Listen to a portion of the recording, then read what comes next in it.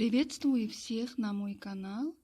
Для закваски я беру сметану. Вы можете использовать в качестве закваски любой кисломолочный продукт, например, чака или кефир и так далее. Вначале нам нужно в чистые банки класть сметаны по 1 столовой ложке.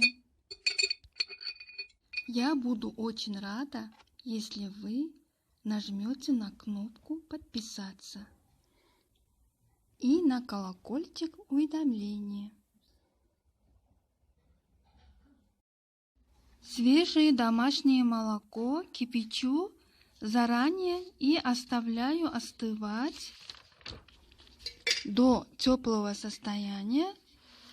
Сверху образуется вот такой вот каймак, то есть сливки.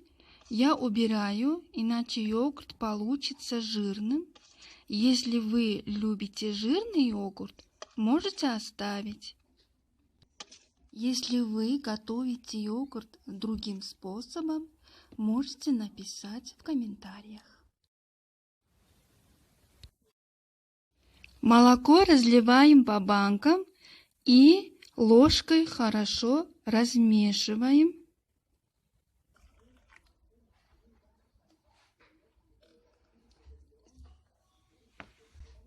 Тюргот очень полезно употреблять, особенно в жаркую погоду.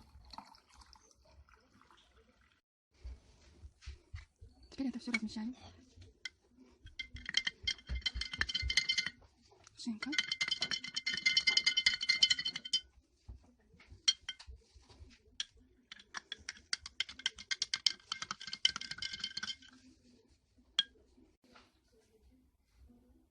Закрываем крышкой.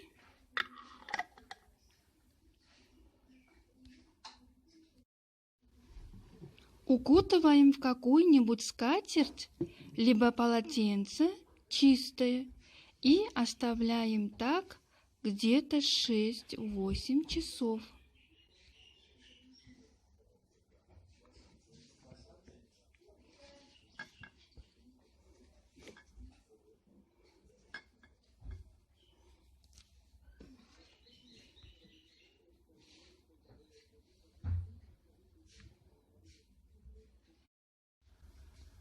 Я открыла полотенце через 9 часов.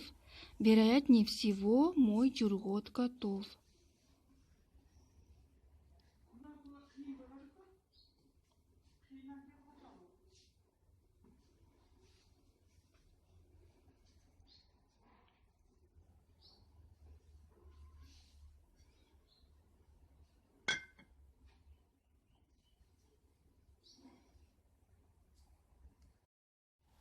Вот такой нежный и очень вкусный тюргот получился у меня. Его можно есть просто с горячей лепешкой, либо использовать во многих блюдах. Кстати, на моем канале есть рецепт видео чорбы турецкой, где используется вот такой тюргот домашнего приготовления. Как видите, это не трудно. Не ленитесь и готовьте, как я, и у вас все получится.